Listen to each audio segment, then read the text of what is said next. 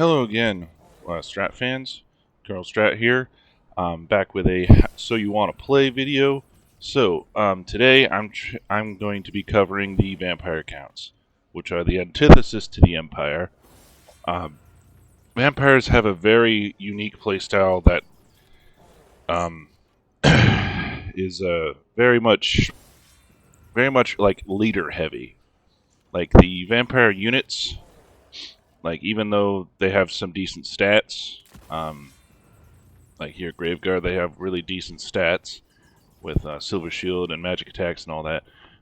They're undead, which means just like being demonic, they start to gain the lose to take damage once once their leadership goes down. Their leadership is high because of that, but and they cause fear, so they're nothing to sneeze at.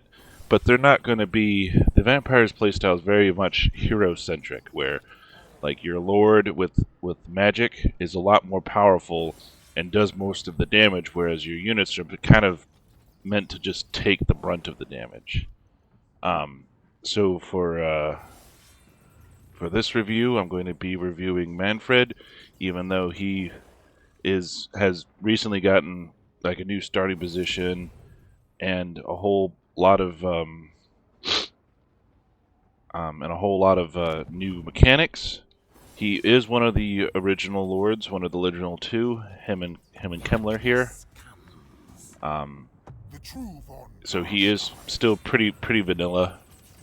So he's the best one to do this review on. All right. So without further ado, let's start with how the vampires play in campaign. I am the god of inexhaustible blood, and I shall have my way. If we can help it, Manfred. All right. So the vampire counts, they play a lot differently due compared to the Empire, which again I say they're their antithesis, because in game one they started they were the opposite of each other. The Empire tried to crump the vampires tried to crump them. Dwarves and greenskins did their thing.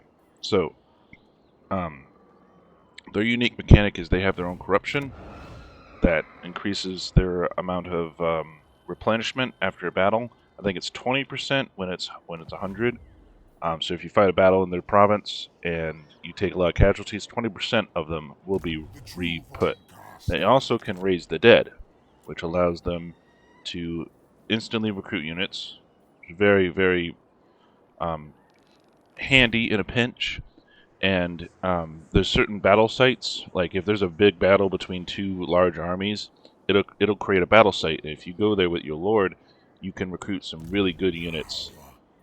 So it really depends on where you're at. So if like you're in this province hasn't received a lot of battle, you're going to get pretty low tier units. But you can get a lot of them. You just instantly recruit them because you're raising them up. You do have regular recruitment and, regiments of renown, but it's not as good. Like I did say earlier, though, the vampires rely heavily, like their units are decent, but they rely heavily on their lords and heroes to really do the damage. Because if we look at Manfred here, he starts with his lore of vampires here. This Invocation of the Heck is a nice heal that heals up his units really fast and can resurrect dead combatants. So it's really overpowered heal. Curse of Undeath triggers all the time. These ones are kind of eh. And the Gaze of Nagash is okay, but he can also raise additional dead in the field. And Curse of Years is okay. It's a slow, but Wind of Death is what is perfect, because Wind of Death, even though it was recently nerfed, is still pretty good for the vampires. And it's very strong versus multiple units, so it's really good at wiping units out. Manfred himself is a very good melee lord, and he's got he's got a lot of lore master. His lore master traits really help his as he can spam it, and then of course he also has the lore of death as well. So he has the purple son of Xerxes, and Wind of Death, he's able to really destroy them. But he does also have his, his generic leadership buff, his, defense buff. So he does help a lot, and you're going to want to keep him alive in combat because if he dies, then that's too much of a leadership hit. And most of these units, like even Graveguard, they only have like 50 leadership. All right, um, so Manfred has access to the books of the Gash mechanic, stealing them from the Tomb Kings, and he can get different, you know, he can get different bonuses, one-time bonuses, and faction effects. Um, but that's only unique to him. So what's not unique to him though is the blood kiss. So blood kisses are gained from like hero actions or vassalizations or faction leaders killed or characters assassinated. You get blood kisses, and what you use them for is to unlock these powerful lords that give you bonuses when you awaken them. So if you awaken a Blood Dragon Lord, it'll give you like more weapon strength for cavalry, and then it'll add up the benefits as well as you can get Blood Knights from the pool. Von Karsteins, you can get the crossbowmen and handgunners that are Sylvanian. So it's basically just you can steal the Empire's range capability because the vampires don't have ranged naturally. The Lamians give you more. They're more diplomatic as well as more campaign line of sight. The Necroct give you more research weight and magic, as well as reducing your upkeep. And the Strigoi are more for like ghouls and vampire corruption. So it depends on what you want, but they're all really good to invest in. And you can keep investing after you awaken all 3 tiers. You can still keep awakening more vampire lords and heroes through that. So now we go to their tech. Their tech's pretty basic. They need a rework, I would say, but you can get some blood kisses from the tech, but not as much. I usually go for the Lamian one for blood kisses and for the growth, but it does give you like generic, like speed for zombies, healing, physical resistance. They help. The techs help. They help give him some more things, and he has every lord does have a nice red line that buffs up their regular units, but Manfred's more of a damage hero, damage caster, than he is a buffer. The vampires' buildings pretty generic, but they do have a corruption building. They can actually use resources, but their resources are just kind of giving them income. So that pretty much covers all their campaign. How it's like they just they raise dead and they can get massive armies out of nowhere, and they're dead. Like skeletons in the past, they were cheap enough to be like create doom stacks where you had like 3 or 4 armies just of skeleton warriors, and they're decent. They're a decent melee combatant too. But not anymore. They've been fixed and patched. So with that, that's the campaign out of the way. We'll look at some different tiers of battle compositions with Manfred as our lord. So let's get into tier 1. All right, Strat fans, for tier 1, we're gonna start with Manfred having his basic spells of Raise Dead, Invocation to Heck, all of that. And we're going to start with a Vampire Lord or a Vampire Hero with the Lore of Shadows, a little bit of juicy stuff there. A main line of Skeleton Warriors, an advanced line of Crypt Ghouls, which have Vanguard deployment and increased damage, so they're really good for sending them in first. Some Direwolves on the sides to get at their missile units, and a couple Corpse Carts with unholy lodestones to keep the main line supported. So, without further ado, let's start this first tier army against the Empire. first things first, we're going to send our crypt ghouls in to cause some havoc. March forward the main line.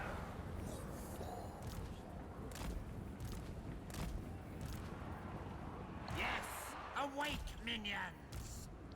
With haste! Keep the corpse carts up there, and then we'll send the direwolves after the pistoliers here. And these direwolves we're going to send across here to get at these missile units.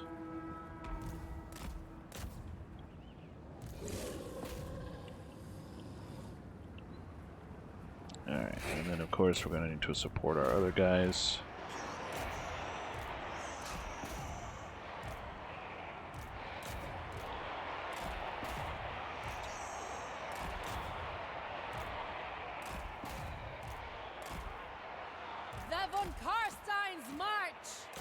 We do have to send our heroes in, do some damage.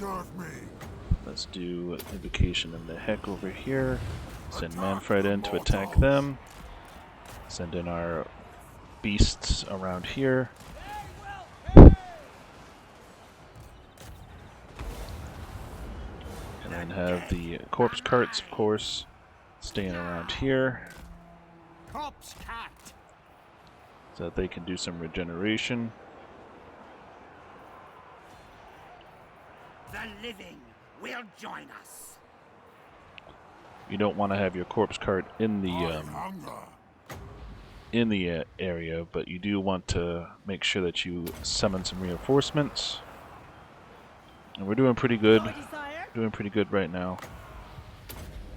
Keeping some spells on them, taking care of them.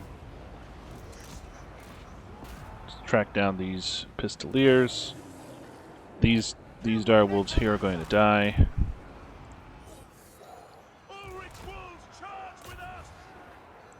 Alright. Take care of them. So yeah, we're just kind of making sure our guys hold. The corpse carts are going to help that because they're going to be regenerating from the unholy lodestone. So that really helps. The corpse carts help support that, the main line, and you keep them up there. They'll support. And then of course we do a little buffing heal right here that resurrects some units. Manfred, of course, having a corpse cart on him is going to help as well. Of course we have all of our direwolves come back here to deal with these fleeing units. Then we have the corpse cart and all that stuff here go around. Corpse cart, stay out of combat.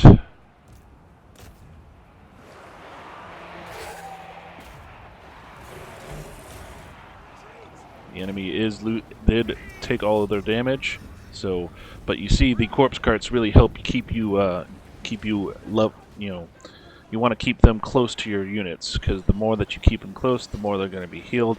I don't think it doesn't resurrect dead units, but it does keep them buffed up and keep them healed up. So we took very low casualties because of that. So and with that, that's a tier 1 army build that I usually use. Let's move on to tier 2. Alright, and then here's a tier 2 army. By this time you should get Graveguard. Start getting some Graveguard, maybe some Karn Wraiths. I like to mix them up because the Wraiths have a really good physical resistance as well as their Strider and armor piercing, and then they have frostbite attacks and magical attacks. So they're really good. I use them as like a shock infantry to go in first, so I usually have them in the front or right behind the Graveguard. The Graveguard be the main line, of course, because they have the shields and the heavy armor. And then have some Black Knights, which really serve to be really good cav. And then I'll either do Karn Wraiths or Crypt Horrors, are all really good, but it's either that or an extra corpse cart. You want to keep the corpse carts from before because they really do help with the healing. The healing does help still. So you'll want to spread them out, one for each blob. And then I've added a necromancer, and Mortals quiet. Manfred has gone through 2 mounts. So he's got his hill steed along with all of his spells, and the vampire does too. And then I've added a necromancer and a corpse cart that has a passive ability that heals up the dead, so he acts as a 3rd corpse cart. So like his passive, Master of the Dead, really helps as well. So you want to keep him in the thick of it with his undead minions. And he also has extra Wind of Death and all of that. So balance power is more in our favor because even though we have less units than them, our units are more heavy duty. Alright, so without further ado, let's go. Alright, so we'll send the Graveguard in first, with the current rates moving up behind them. Corpse carts, make sure that we send them alongside. With haste. Now. And the Necromancer in the middle. Swift as death's And then we send our Black Knights around the sides. Get the Empire Knights.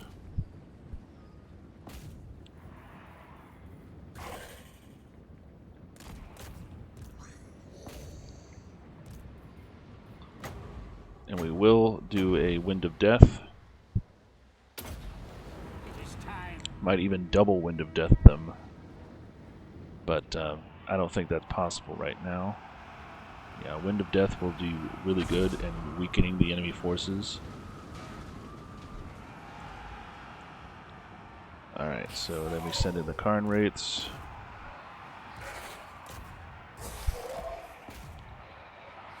Thy serve me.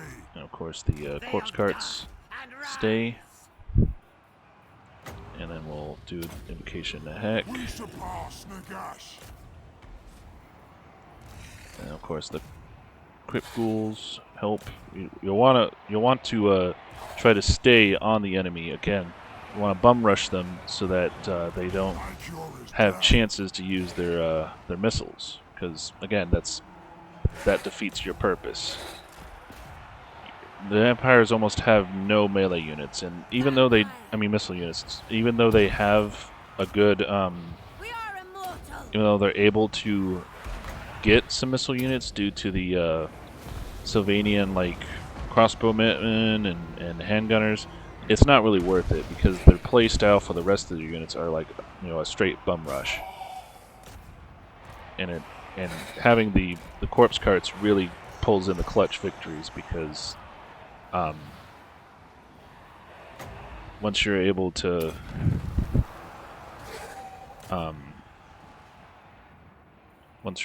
really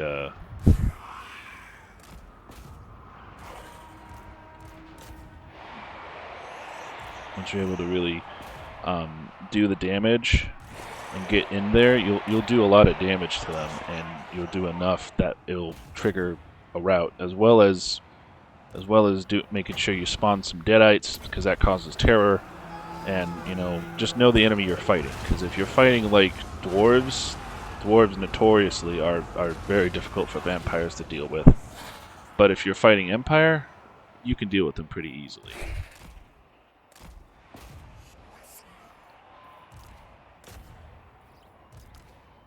They'll die and rise. With haste. Keep the corpse cops next to them. Alright. See, that's the army losses. And that's that. We've swarmed over the Empire on Tier 2. And again, it still is really cool to be able to command all these undead units and all of that. But yeah, that's a Tier 2 army. Again, another decisive, because the best tactics are to bum rush. Alright, so now with that, we'll show you a Tier 3. Alright, and for our final composition, Strat Fans, we have Manfred now on his zombie dragon. which looks really, really cool, by the way. It always looks real cool, I think. Some Terrageists, which are kind of like a mob of dragons and all that. Whole bunch of it stitched up. Some Vargulfs, which are like, you know, crazy bat creatures. Some Hex Wraiths for our cavalry, which are very, very fast and ethereal. You have a couple that are in Regiment of Renown. Of course, we kept our Grave Guard, one with a Regiment of Renown variant. And then we have, on the ground, we do have 3 Mortis Engines, which are even better than Corpse Carts were. And our Necromancer's on a Corpse Cart with a Lodestone. And our Vampire here is on a Hellsteed, her own Hellsteed, with all of their lores of magic. Now the cool thing about these Mortis Engines is they also are magic harvesters, so they increase our winds of magic whenever we bring them in. So that's always good. Now I did give a end time, like an end turn, a late game Empire army to face, and we still have good balance of power because the enemy, even though they have more troops than us, our troops are better. Because we have our Karn Wraiths here, our Hex Wraiths, they're going to be able to get around the enemy's formations and get into the enemy artillery that is back there. So we have our Grave Guard, Great bound. and we have our Mortis Engines that are going to really help keep them alive, as well as the Corpse Cart with the Unholy Lodestone. And then our Zombie Dragon with Manfred is going to actually go down there and, you know, he's going to go with the Terrageists, I'll comply. while the Vargulfs are just going to be kind of like shock and awe to try to carve up the sides as well. Alright, with that, let's start. And immediately we're going to get our Hex Wraiths here in on the sides. And start our march towards them. Mortis Engine. The dead are mine. Their time has come. And we're going to get our Harvest them. we're going to get our Terrageists.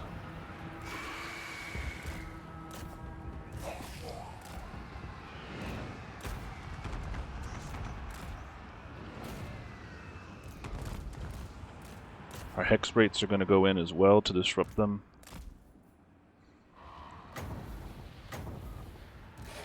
And we're going to send our Grave Guard in to engage these enemies, because we need to keep the enemies taken care of. We've got a Wind of Death, these guys as well. Preternatural.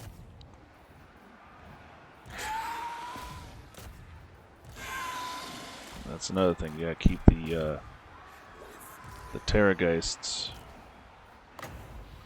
there, and then we'll do the Pendulum to help our troops here.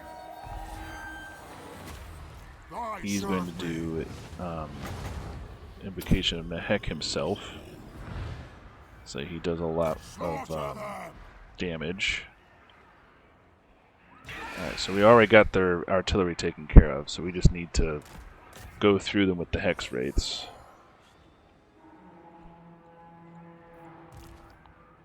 Thing is, these Mortis engines can actually go and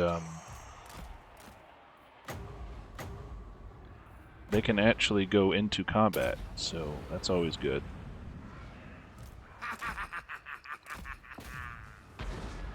We are losing these Grave Guard here,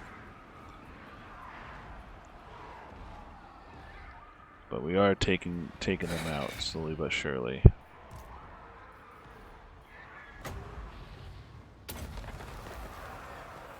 Alright, let's get our Mortis vampire engine. in here. Get our Vargulfs up here as well, because they're just kind of sitting back there. Necromancer.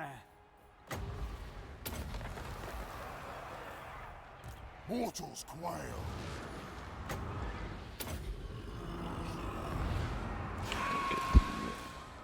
The Terrorgeist down. Alright, so the enemy's starting to flee now, so that's great. We've done really good. And having the Mortis engines and all of that really helps keep the army alive, because those these Mortis engines give you like so much mass regeneration Mortis engine. due to I think it's the reliquary corruption, and then you have the binding, which does quite a bit, and its range is a lot better as well. Everywhere is death. The living will join us. Address me as master. Blood frenzy! And then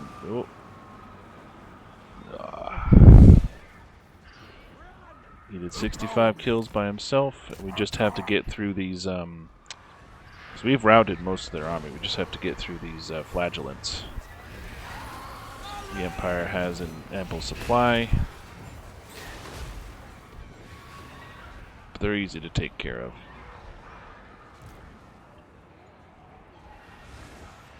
Swift as death's wing. Alrighty.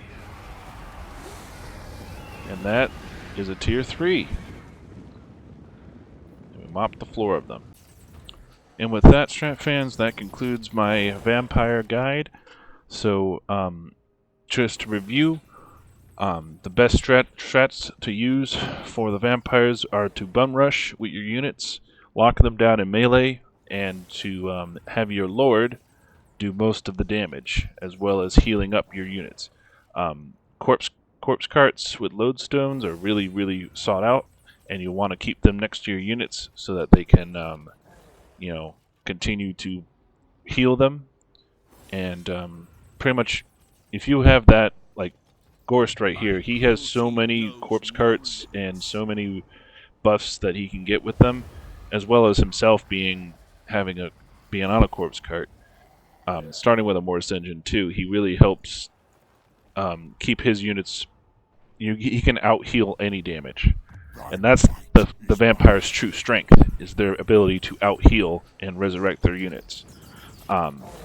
Manfred is not the most powerful. I'd say the most powerful is probably Vlad. So when I do play a campaign, I'll either do Vlad or Isabella, because Isabella's pretty good too with her vampires. Her vampire heroes are buffed quite a bit. But I'll probably start with Vlad because he's so he's really powerful by himself. But yeah, that's my full review on the vampires, and rest assured, look forward to a vampire let's play that will be coming soon as well. So now, Strat fans, are you ready to go out and raise your undead legions? Ready to go out and drain the blood from the pathetic mortals? Well, now with these tools, you're able to go out and decimate as the vampires. Alright, with that, Strat fans, that concludes it. Keep it strategic. Colonel out.